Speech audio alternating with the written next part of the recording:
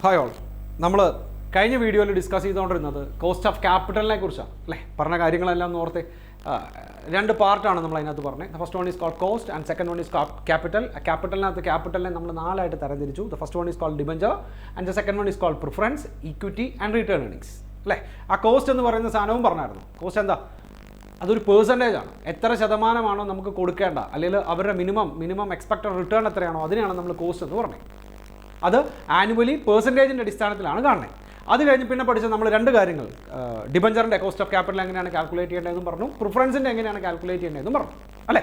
കുറേ കാര്യങ്ങൾ ചെറിയ പോർഷനായിട്ട് നമ്മൾ കുറേ കാര്യങ്ങൾ ഡിസ്കസ് ചെയ്തായിരുന്നു. എന്താണ് പെർപ്പച്വൽ, എന്താണ് റിഡീമബിൾ, ഓക്കെ, അതിനെ എങ്ങനെയാണ് നമ്മൾ വാല്യൂ ചെയ്യണേ, അതിൻ്റെ കോസ്റ്റ് ഓഫ് ക്യാപിറ്റൽ എങ്ങനെയാണ് കാൽക്കുലേറ്റ് ചെയ്യണേ, അങ്ങനെ കുറേ കാര്യങ്ങൾ നമ്മൾ ഡിസ്കസ് ചെയ്തായിരുന്നു.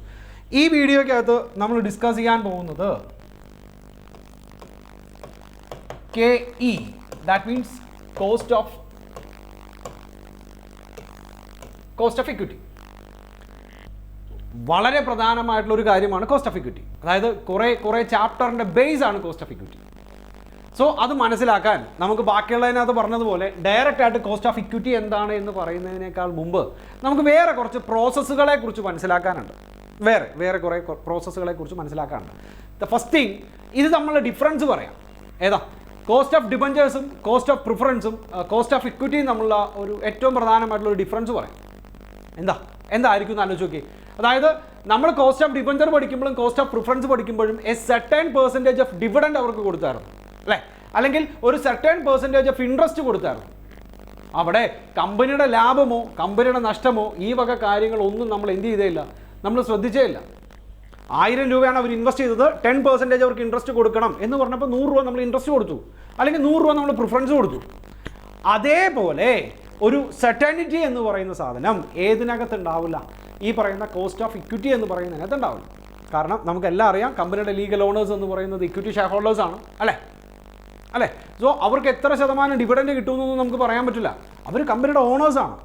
സോ ഹൈ പ്രോഫിറ്റ് ഉണ്ടെങ്കിൽ ഈ പറയുന്ന ഡിബഞ്ചറിന് ഇൻട്രസ്റ്റും പ്രിഫറൻസിൻ്റെ ഡിവിഡൻറ്റും കൊടുത്ത് ബാക്കിയുള്ള പൈസ ആർക്കെടുക്കാം? ഇക്വിറ്റിക്ക് എടുക്കാം. ഇനി ഒന്നുമില്ലെങ്കിലോ, പ്രോഫിറ്റ് ഒന്നും ഇല്ലെങ്കിലോ, അപ്പോഴും അവർക്ക് രണ്ടുപേർക്കും കൊടുക്കണം. ആർക്കാ? ഡിബഞ്ചറിനും കൊടുക്കണം, പ്രിഫറൻസിനും കൊടുക്കണം. ഇക്വിറ്റിക്കൊന്നും ഉണ്ടാവില്ല. സിറ്റുവേഷൻ പറഞ്ഞത് മനസ്സിലായോ? സോ നോക്കി, നമ്മൾ ഈ വീഡിയോയ്ക്കകത്ത് കോസ്റ്റ് ഓഫ് ഇക്വിറ്റി എന്താണെന്നാണ് പറയാൻ പോണേ. അതിനു മുമ്പ് നമുക്ക് കുറച്ച് ബേസ് ആയിട്ടുള്ള, കമ്പനീനെ കുറിച്ച് പഠിക്കുന്നതിന് മുമ്പ് കുറച്ച് ബേസ് ആയിട്ടുള്ള കാര്യങ്ങൾ പറയാം. EBIT എന്ന് കേട്ടിട്ടുണ്ടോ നിങ്ങൾ? EBIT എന്താ? EBIT earnings before interest and tax. അതായത് ഡിബഞ്ചറിന് കൊടുക്കേണ്ട ഇൻട്രസ്റ്റും കമ്പനിയുടെ ടാക്സും എത്രയാണ്, അത് രണ്ടും ഒഴികെ ബാക്കിയുള്ള കമ്പനിയുടെ ഏർണിങ്സിനെയാണ്, കമ്പനിയുടെ പ്രോഫിറ്റിനെയാണ് EBIT എന്ന് പറയുന്നത്. ഈ EBITയിൽ നിന്ന് നമുക്ക് എന്ത് മൈനസ് ചെയ്യാം? ഇൻട്രസ്റ്റ്, ഡിബഞ്ചറിന് കൊടുക്കേണ്ട ഇൻട്രസ്റ്റിൻ്റെ പോർഷൻ നമുക്ക് മൈനസ് ചെയ്യാം. താൽക്കാലികമായിട്ട് നമ്മൾ പ്രിഫറൻസ് ഡിവിഡൻറ്റിനെ കുറിച്ച് പറയുന്നില്ല, ഇത് മാത്രമേ നമ്മൾ ഡിസ്കസ് ചെയ്യുന്നുള്ളൂ. സോ നോക്കി, EBITയിൽ നിന്ന് ഇൻട്രസ്റ്റ് മൈനസ് ചെയ്യുമ്പം നമുക്ക് EBT, ഏർണിങ്സ് ബിഫോർ ടാക്സ് എന്ന് പറയുന്ന എലമെൻറ്റ് കിട്ടും. ഇതിൽ നിന്ന് നമുക്ക് കമ്പനിയുടെ ടാക്സ് റേറ്റ് എത്രയാണോ ആ പോർഷൻസ് മൈനസ് ചെയ്യാം. ബാലൻസ് കിട്ടുന്നതിനെ നമുക്ക് EAT എന്ന് വെച്ചാൽ ഏർണിങ്സ് ആഫ്റ്റർ ടാക്സ്. ഇതെല്ലാം നിങ്ങൾ കേട്ട വാക്കുകളായിരിക്കും കേട്ടോ, പലപ്പോഴായിട്ട് നിങ്ങൾ കേട്ട വാക്കുകളായിരിക്കും. നമ്മൾ അത് ഒന്നും കൂടെ ഒന്ന് ഓർമ്മപ്പെടുത്തി പറയുമ്പോഴേ നിങ്ങൾക്കത് ക്ലിയർ ആകും. സിറ്റുവേഷൻ മനസ്സിലായോ? സോ താൽക്കാലികമായിട്ട് ഇവിടെ നമ്മൾ പ്രിഫറൻസിനെ കുറിച്ച് പറയുന്നില്ല, പ്രിഫറൻസ് ഷെയർ ക്യാപിറ്റലിനെ കുറിച്ച് പറയുന്നേ ഇല്ല. നോക്കി, EBIT 1,00,000 രൂപയായിരുന്നു നമ്മുടെ earnings before interest and tax. അതിനകത്ത് ഡിബഞ്ചറിന് 20,000 രൂപ ഇൻട്രസ്റ്റ് ആയിട്ട് കൊടുത്തു. ദാറ്റ് മീൻസ് 10% ഡിബഞ്ചർ ഹോൾഡേഴ്സ് ആയിരുന്നു. ഡിബഞ്ചറിൻ്റെ വാല്യൂ 2 lakh ആയിരുന്നു. 2,00,000 രൂപ ഡിബഞ്ചർ ഉണ്ടായിരുന്നു, അതിൻ്റെ 10% ഡിബഞ്ചറിന് ഇൻട്രസ്റ്റ് കൊടുക്കണം. ദാറ്റ് മീൻസ് 20,000 റുപ്പീസ് ഡിബഞ്ചേഴ്സിന് ഇൻട്രസ്റ്റ് കൊടുത്തു. Balance EBT, earnings before tax എന്ന് പറയുന്നത് 80,000 റുപ്പീസ് വരും. മനസ്സിലായോ? ഇനി ടാക്സ് എന്ന് പറയുന്നത് അറ്റ് ദ റേറ്റ് ഓഫ് 50% ആണ്. കമ്പനിയുടെ പ്രോഫിറ്റ് എത്രയാണോ അതിൻ്റെ 50% നമ്മൾ എന്ത് കൊടുത്തേ പറ്റൂ? ടാക്സ് കൊടുത്തേ പറ്റൂ. ദാറ്റ് മീൻസ് 50% മൈനസ് ചെയ്യുന്ന നേരത്ത് 40,000 റുപ്പീസ് നമുക്ക് മൈനസ് ചെയ്യാം. 80,000ൻ്റെ 50%, 40,000 റുപ്പീസ് മൈനസ് ചെയ്യാം. ഏർണിങ്സ് ആഫ്റ്റർ ടാക്സ് എന്ന് പറയുന്നത് 40,000 ആണ്. ഏർണിങ്സ് ആഫ്റ്റർ ടാക്സ് എന്ന് പറയുന്നത് 40,000 റുപ്പീസ് ആണെന്ന് വിചാരിക്കുക. ഞാൻ വളരെ ബേസ് ആയിട്ടുള്ള കാര്യങ്ങളാണ് ഡിസ്കസ് ചെയ്യുന്നത്. ഇത് മനസ്സിലാക്കി തന്നാലേ എനിക്ക് എന്ത് ചെയ്യാൻ പറ്റുള്ളൂ? കോസ്റ്റ് ഓഫ് ഇക്വിറ്റിയിലോട്ട് കിടക്കാൻ പറ്റുള്ളൂ. പറഞ്ഞാൽ മനസ്സിലായോ? ഇനി ഈ ഏർണിങ്സ് ആഫ്റ്റർ ടാക്സ് എന്ന് പറയുന്നത് ആർക്ക് അവകാശപ്പെട്ടതാണ്? ഇക്വിറ്റി ഷെയർ ഹോൾഡേഴ്സിന് അവകാശപ്പെട്ടതാണ്. ഏണിങ്സ് ആഫ്റ്റർ ടാക്സ് എന്ന് പറയുന്നത് ഇക്വിറ്റി ഷെയർ ഹോൾഡേഴ്സിന് അവകാശപ്പെട്ടതാണ്. സോ നോക്കി ഇവിടെ 40,000 റുപ്പീസ് ഏണിങ്സ് ആഫ്റ്റർ ടാക്സ് ആയിട്ട് കമ്പനിക്ക് കിടപ്പുണ്ട്. കമ്പനിയിൽ നമ്പർ ഓഫ് ഇക്വിറ്റി ഷെയർസ് 20,000 ആണ്. അതായത് 40,000 രൂപ ഇക്വിറ്റി ഷെയർ ഹോൾഡേഴ്സിന് അവകാശപ്പെട്ടതായിട്ട് നമ്മൾ മാറ്റിവെച്ചിട്ടുണ്ട്. പക്ഷേ number of equity share holders, എത്ര ഇക്വിറ്റി ഷെയർ ഹോൾഡേഴ്സ് ഉണ്ടായിരുന്നു? 20,000 ഇക്വിറ്റി ഷെയർ ഹോൾഡേഴ്സ് ഉണ്ടായിരുന്നു. സോ 40,000 ഡിവൈഡഡ് ബൈ 20,000 ചെയ്യുമ്പം എത്ര രൂപ വെച്ച് വരും? 2 രൂപ വെച്ച് വരും. It's called EPS.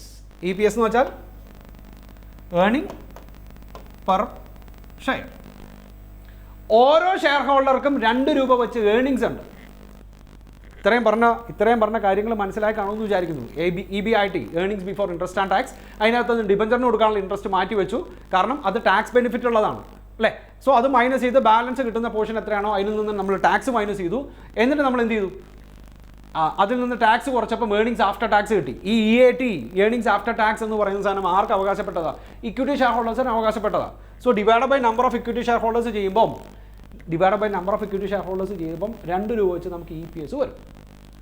ഇത്രയും കാര്യങ്ങൾ മനസ്സിലായാൽ പലയധികം അല്ലെങ്കിൽ കുറേ വിദ്യാർത്ഥികളുടെ മനസ്സിൽ കിടക്കുന്ന കുറേ തെറ്റിദ്ധാരണകൾ നമുക്ക് മാറ്റാം. മനസ്സിലായോ? EPS 2 രൂപ കിട്ടി എന്ന് പറഞ്ഞാൽ നിങ്ങൾ മനസ്സിലാക്കേണ്ടത് ഓരോ ഇക്വിറ്റി ഷെയർ ഹോൾഡേഴ്സിനും 2 രൂപ വെച്ച് ഏണിങ്സ് ഉണ്ടായിരുന്ന, അല്ലാതെ അവർക്ക് എന്തല്ല ഈ പറയുന്ന പോലെ മാർച്ച് 31-ാം തീയതി അപ്പോൾ നിങ്ങൾ EPS കണ്ടുപിടിച്ചു. ഓരോ ഇക്വിറ്റി ഷെയർ ഹോൾഡർക്കും 2 രൂപ വെച്ചിട്ട് EPS ഉണ്ട്. നാളെ രാവിലെ തന്നെ ഏപ്രിൽ 1-ാം തീയതി തന്നെ എല്ലാ ഇക്വിറ്റി ഷെയർ ഹോൾഡേഴ്സിനെയും വരാൻ പറഞ്ഞു. വരിവരിയായി നിർത്തി എല്ലാവർക്കും 2 രൂപ വെച്ച് കൊടുത്തു. ഇതാണ് ഈ വർഷത്തെ നിങ്ങളുടെ പ്രോഫിറ്റ്. അങ്ങനെ ഒരു തെറ്റിദ്ധാരണയാണ് പല ആൾക്കാരുടെയും മനസ്സിൽ. അതായത് EPS 2 രൂപ എന്ന് പറഞ്ഞാൽ അതിനർത്ഥം ഇക്വിറ്റി ഷെയർ ഹോൾഡേഴ്സിന് 2 രൂപയുടെ ഏണിങ്സ് ഉണ്ടെന്നാണ്. അല്ലാതെ കമ്പനി എല്ലാ ഇക്വിറ്റി ഷെയർ ഹോൾഡേഴ്സിനും 2 രൂപ വെച്ച് കൊടുക്കൂന്നല്ല. സോ താൽക്കാലികമായിട്ട് നിങ്ങൾ എൻ്റെ കമ്പനിയുടെ ഇക്വിറ്റി ഷെയർ ഹോൾഡേഴ്സായിട്ട് തന്നെ ക്ലാസ്സിലിരിക്കണം. എന്നാലേ എനിക്ക് പെട്ടെന്ന് മനസ്സിലാക്കാൻ പറ്റുള്ളൂ. എൻ്റെ കമ്പനിയിലെ 20,000 ഇക്വിറ്റി ഷെയർ ഹോൾഡേഴ്സിനകത്ത് നിങ്ങൾ ഒരാളാണ്. നിങ്ങളോട് ഞാൻ പറയുന്നത് നമുക്ക് ഇത്രയും രൂപ ലാഭം ഉണ്ടായിരുന്നു, ഡിബഞ്ചറിൻ്റെ ഇൻട്രസ്റ്റും പ്രിഫറൻസിൻ്റെ ഡിവിഡൻറ്റും എല്ലാം കൊടുത്ത് ഒരാൾക്ക് 2 രൂപ വെച്ച് ഏണിങ്സ് ഉണ്ട്. മനസ്സിലായി? ഒരാൾക്ക് 2 രൂപ വെച്ച് ഏണിങ്സ് ഉണ്ട്. It's called EPS. അതിൻ്റെ അർത്ഥം ഞാൻ വീണ്ടും പറയുന്നു, 2 രൂപ വെച്ച് ഏണിങ്സ് ഉണ്ടെന്ന് പറഞ്ഞാൽ എല്ലാവരെയും വിളിച്ച് അല്ലെങ്കിൽ എല്ലാവരുടെയും ബാങ്ക് അക്കൗണ്ടിലോട്ട് 2 രൂപ വെച്ച് ഇട്ട് തരുമെന്നല്ല. സോ ഈ ഒരു പോർഷന് ശേഷം നോക്കി, ഇതിന് ശേഷം ഈ ഉണ്ടായിരിക്കുന്ന EPSനെ നമ്മൾ 2ആയിട്ട് ക്ലാസിഫൈ ചെയ്യാൻ പോവാം.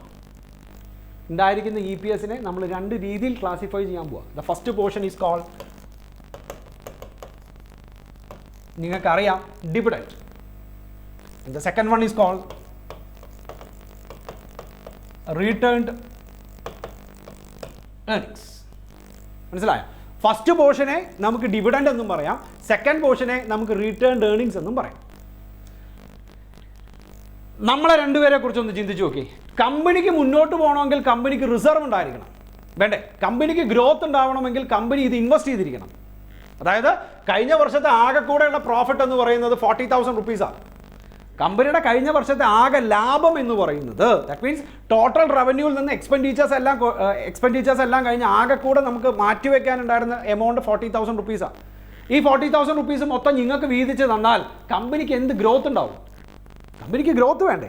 ഉണ്ടാവുന്ന പ്രോഫിറ്റ് വീണ്ടും ഇൻവെസ്റ്റ് ചെയ്യണം, അല്ലേ? ഫാക്ടറിക്കകത്തോ അല്ലെങ്കിൽ കമ്പനിക്കകത്തോ പുറത്തോ വീണ്ടും ഇൻവെസ്റ്റ് ചെയ്യണം. എന്നിട്ട് കമ്പനിക്ക് ഗ്രോത്ത് വേണം. എല്ലാ വർഷവും ഉണ്ടാകുന്ന പ്രോഫിറ്റ് മൊത്തം ഇക്വിറ്റി ഷെയർ ഹോൾഡേഴ്സിന് വീതിച്ചു കൊടുക്കുകയാണ്. കമ്പനിക്ക് എന്ത് ലാഭമാണ്? അല്ലെങ്കിൽ കമ്പനിക്ക് എന്ത് ഗ്രോത്താണ്? ലാഭം എന്ന് പറയുന്നതിനേക്കാൾ ഉപരി അങ്ങനെ പറയണം, കമ്പനിക്ക് എന്ത് ഗ്രോത്ത് ഉണ്ടാവും? സോ ഇങ്ങനെ വരുന്ന സാഹചര്യത്തിൽ നമുക്കൊന്ന് ഇരുന്ന് സംസാരിക്കണം. അതായത് കമ്പനിയുടെ ഭാഗത്തും ഇക്വിറ്റി ഷെയർ ഹോൾഡേഴ്സിൻ്റെ ഭാഗത്തും നമുക്ക് രണ്ടുപേർക്കും കൂടെ ഒന്ന് ഇരുന്ന് സംസാരിക്കണം. എന്നാലേ ഇതിനകത്തൊരു ക്ലാരിഫിക്കേഷൻ വരുള്ളൂ. സോ അവസാനം നമ്മൾ തീരുമാനിച്ചു കമ്പനിക്ക് ഗ്രോത്ത് വേണം. ഇതേപോലെ കൊറോണ എന്നൊക്കെ പറയുന്ന ഒരു സിറ്റുവേഷനും കാര്യങ്ങളും വരുന്ന നേരത്ത് കമ്പനിക്ക് ഒരു റിസർവ് ഉണ്ടായിരിക്കണം, എടുത്തു വെക്കണം. അങ്ങനെ ഇക്വിറ്റി ഷെയർ ഹോൾഡേഴ്സിൻ്റെ എല്ലാവരെയും കൂടെ മീറ്റിംഗ് ഒക്കെ വിളിച്ച് അവസാനം നമ്മളൊരു തീരുമാനത്തിലെത്തി. എന്താണെന്നറിയാമോ? നിങ്ങൾക്കൊന്നും തരാതിരുന്നാലും മോശമാണ്. ആണോ? നിങ്ങൾക്കൊന്നും തരാതിരുന്നാലും മോശമാണ്. സോ അവിടെ നമ്മൾ തീരുമാനിച്ചത് തന്നെ 0.50 പെർ ഷെയർ. ഒരു ഷെയർ ഹോൾഡർക്ക് 50 പൈസ വെച്ച് ഡിവിഡൻഡ് കൊടുക്കും. ഓക്കെ, 1.5 രൂപ വെച്ച് നമ്മൾ എടുത്തു വയ്ക്കും. 1.50 പെർ ഷെയർ നമ്മൾ എടുത്തു വയ്ക്കും. എന്തിനാ എടുത്തു വെക്കണേ? റിട്ടേൺ ഏർണിങ്സ് ആണ് നമ്മൾ എടുത്തു വെക്കണേ. എന്തിനാ? കമ്പനിയുടെ ഗ്രോത്ത് ഉണ്ടാവാനാണ്, അല്ലേ? സോ നോക്കിയേ, ഇവിടെ എന്തായാലും ഒരു തർക്കം വരും. 2 രൂപ നിങ്ങൾക്ക് ഒരാൾക്ക് 2 രൂപയുടെ EPS ഉണ്ടാവി, നിങ്ങൾക്ക് 2 രൂപയുടെ ഏർണിങ്സ് ഉണ്ടായ സാഹചര്യത്തിൽ ഞാൻ നിങ്ങൾക്ക് ആകെ തരുന്നത് 50 പൈസയാണ്. 50 പൈസയാണ്, ബാക്കി 1.5 രൂപ ഞാൻ എടുത്തു വെക്കണേ. അവിടെ വീണ്ടും കൺഫ്യൂഷൻ ആവും. അതെന്തിനാ അങ്ങനെ എടുത്തു വെക്കണേ? കുറച്ച് ബുദ്ധിപൂർവ്വം ചിന്തിക്കുകയാണെങ്കിൽ നമുക്ക് അതിനുള്ള സൊല്യൂഷനും കിട്ടും. ഇങ്ങനെ എടുത്തു വെച്ച എമൗണ്ട് ആരുടെയാണ്? ഇക്വിറ്റി ഷെയർ ഹോൾഡറിൻ്റെയാണ്, അല്ലേ? ഇത് കമ്പനി എന്താ ചെയ്യാൻ പോണേ? വീണ്ടും കമ്പനിക്കകത്ത് തന്നെ ഇൻവെസ്റ്റ് ചെയ്യാൻ പോണേ ആണോ? കമ്പനിക്കകത്ത് വീണ്ടും ഇൻവെസ്റ്റ് ചെയ്താൽ ഉണ്ടാവുന്ന ലാഭം ആർക്കാ? ഇക്വിറ്റി ഷെയർ ഹോൾഡറിന് തന്നെയാണ്. കാരണം എന്താ? കമ്പനി എത്ര പ്രോഫിറ്റബിൾ ആണെങ്കിലും കമ്പനി എത്ര ലോസ് ആണെങ്കിലും ഡിവിഡൻഡ് കൊടുക്കുന്നത് ആർക്ക്? പ്രിഫറൻസിന് ഡിവിഡൻഡ് കൊടുക്കുന്നതും ഡിബഞ്ചറിന് ഇൻട്രസ്റ്റ് കൊടുക്കുന്നതും സെയിം എമൗണ്ടാണ്. അവിടെ നമ്മുടെ പ്രോഫിറ്റും അവരുടെ റിട്ടേണും തമ്മിൽ യാതൊരുവിധ ബന്ധവുമില്ല. മനസ്സിലായി? സോ ഇവിടെ ഞാൻ നിങ്ങളുടെ അടുത്ത്, അതായത് എൻ്റെ ഇക്വിറ്റി ഷെയർ ഹോൾഡേഴ്സിൻ്റെ അടുത്ത് ഞാനൊരു പ്രപ്പോസൽ എടുത്തു വയ്ക്കുകയാണ്.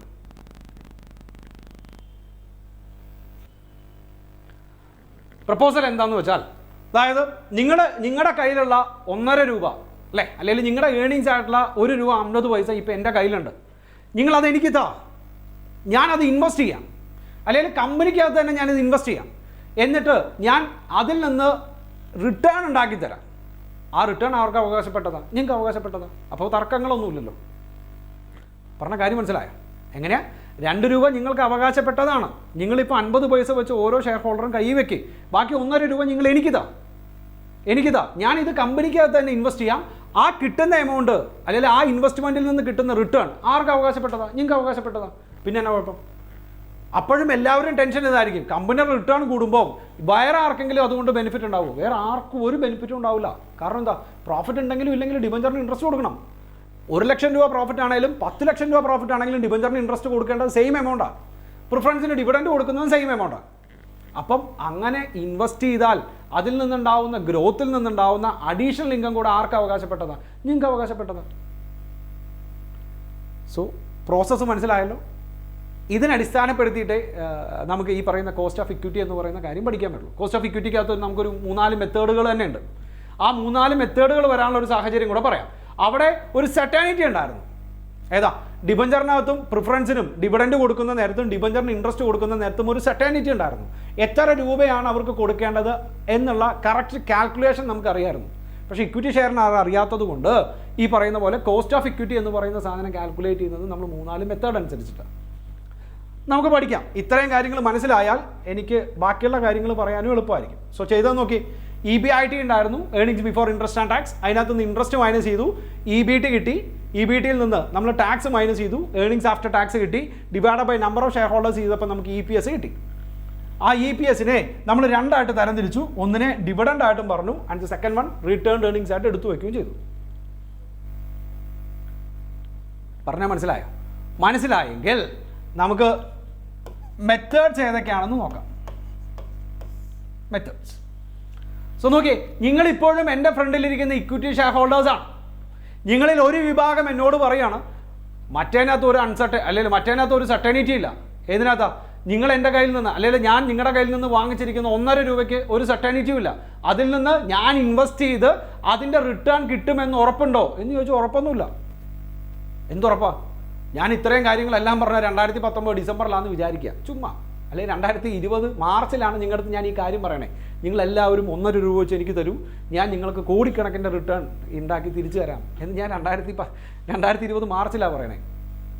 മനസ്സിലായോ? മാർച്ചിന് ശേഷമുള്ള അവസ്ഥ നിങ്ങൾക്ക് അറിയാമല്ലോ. സോ അവിടെ നമുക്ക് എന്ത് ചെയ്യാൻ പറ്റില്ല?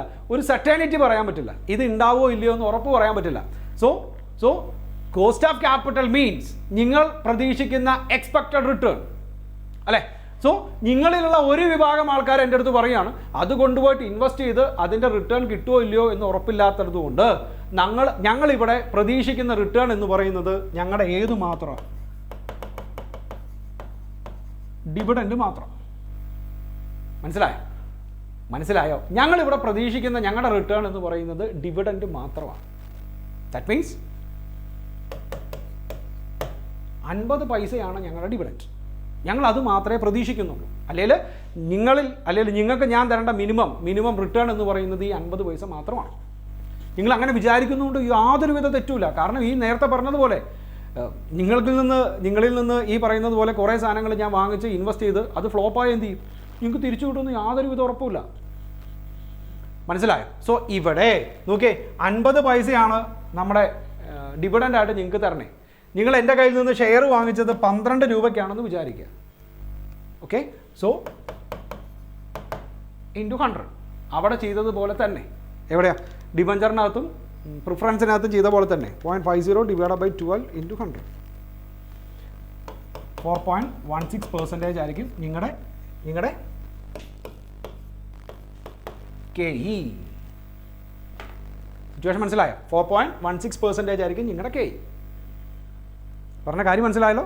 സോ ഇൻവെസ്റ്ററിൻ്റെ എക്സ്പെക്റ്റഡ് റിട്ടേണിനെയാണ് നമ്മൾ കോസ്റ്റ് ഓഫ് ഇക്വിറ്റി എന്ന് പറയണേ. ഇവിടെ ഇൻവെസ്റ്റർ ഏതിനെ മാത്രമേ എക്സ്പെക്ട് ചെയ്യുന്നുള്ളൂ? ഡിവിഡൻഡിനെ മാത്രമേ എക്സ്പെക്ട് ചെയ്യുന്നുള്ളൂ. മനസ്സിലായോ? സോ അണ്ടർ ഡിവിഡൻഡ് മോഡൽ നമ്മൾ ഓരോന്നായിട്ട് പഠിക്കാൻ പോവാണേ. ഓക്കെ, ഡിവിഡൻഡ് മോഡൽ നമ്മുടെ KE എന്ന് പറയുമ്പോൾ എത്ര വരും? Dividend divided by MP into 100.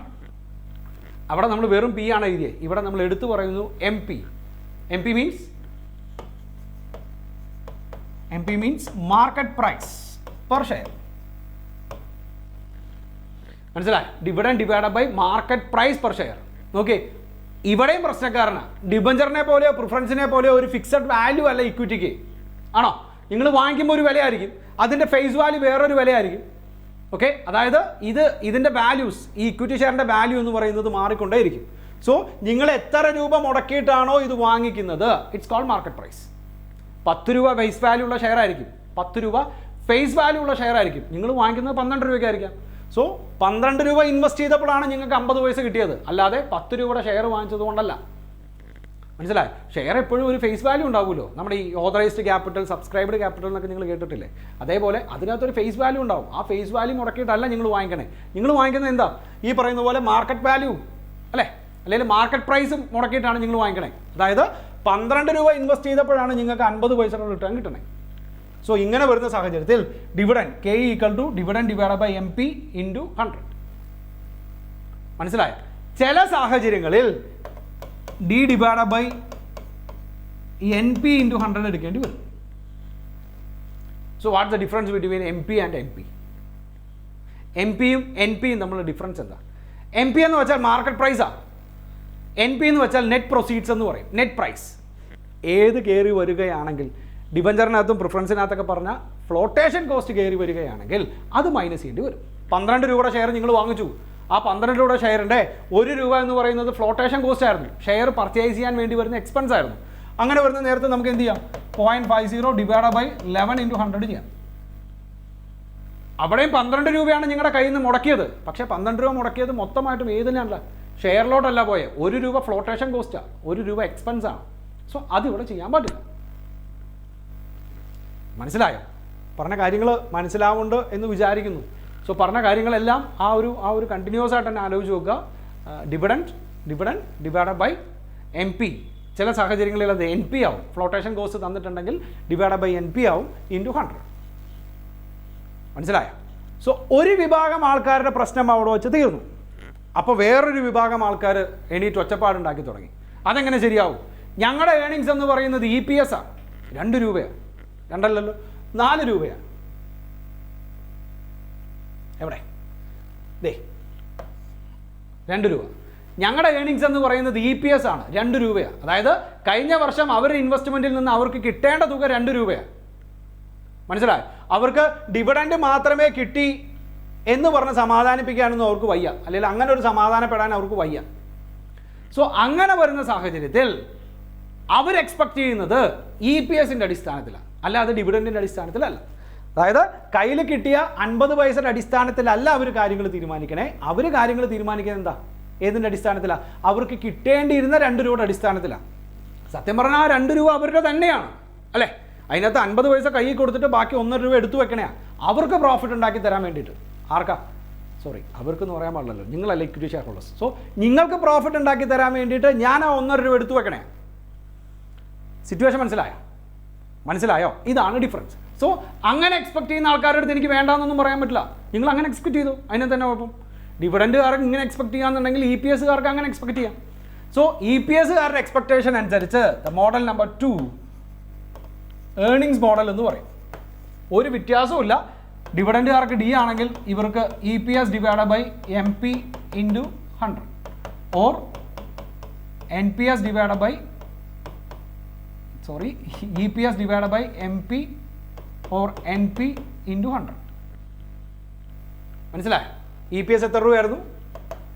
2 divide by 12 into 100. 2 രൂപ ഇ പി എസ് ആയിരുന്നു. സോ എത്ര വരും? 2 ഡിവൈഡ് ബൈ 12 ഇൻറ്റു 100, 16.67% വരും. ഇനി എൻ പി ആവുകയാണെങ്കിലോ 1 രൂപ ഫ്ലോട്ടേഷൻ കോസ്റ്റാണ്. So 2 divide by 11 into 100.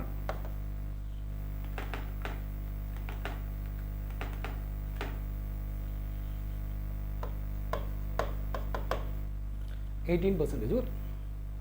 ചെയ്തത് മനസ്സിലായോ? നമ്മൾ ഇത്രയും കാര്യങ്ങൾ പഠിച്ചത് എന്തിനായിരുന്നു? അതെല്ലാം കണക്ട് ചെയ്ത് തന്നെ ആലോചിക്കണം. ഡിവിഡൻഡിനും പ്രിഫറൻസിനും കൊടുത്തിരിക്കുന്ന പോലെ ഒരു സെർട്ടാനിറ്റി ആർക്ക് കൊടുക്കാൻ പറ്റില്ല? ഇക്വിറ്റി ഷെയർ ഹോൾഡേഴ്സിന് കൊടുക്കാൻ പറ്റില്ല. മനസ്സിലായോ? സോ അങ്ങനെ വരുന്ന സാഹചര്യത്തിൽ ഇത് അൺസർട്ടൈൻ ആണ്. അവർക്ക് എത്ര കിട്ടുമെന്ന് നമുക്കറിയില്ല. So E B I T, interest, tax, E A T, earnings after tax divide by number of shares ചെയ്യുമ്പം ഇ പി എസ് കിട്ടും അല്ലേ?